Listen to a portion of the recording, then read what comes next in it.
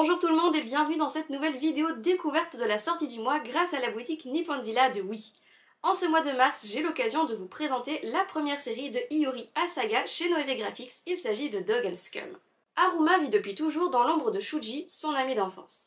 Beau, intelligent, populaire, Shuji le surpasse à tous les niveaux, y compris en amour.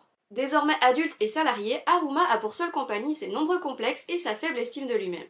Jusqu'au jour où il revoit Reika, la femme de Shuji, dont il est secrètement amoureux depuis le lycée. Face à la détresse de cette dernière, Haruma y voit l'opportunité de se rapprocher de l'amour de sa vie et peut-être même de dépasser son éternel rival dans le cœur de la jeune femme.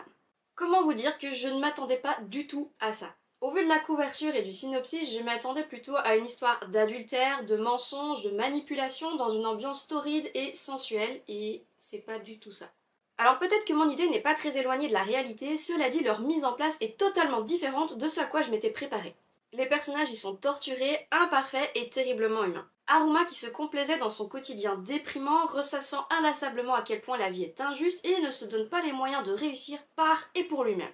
Sans cesse comparé à son ami, il a développé un complexe d'infériorité et une certaine rancœur envers Shuji.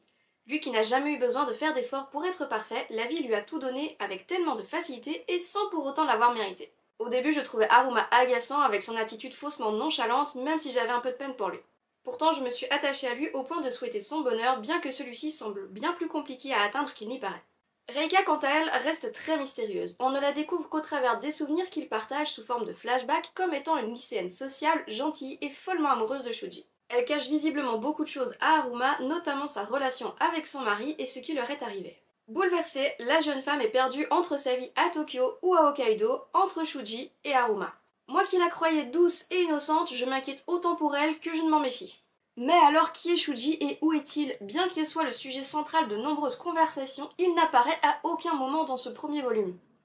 Les traits sont élégants, les dessins sont très beaux et matures, les planches sont souvent sombres et les ambiances aussi froides que la neige qui est présente sur de nombreuses planches. Les détails des décors, des cheveux et des vêtements, mais surtout l'intensité des regards contrastent avec l'absence d'émotion et les réactions glaciales de certaines scènes.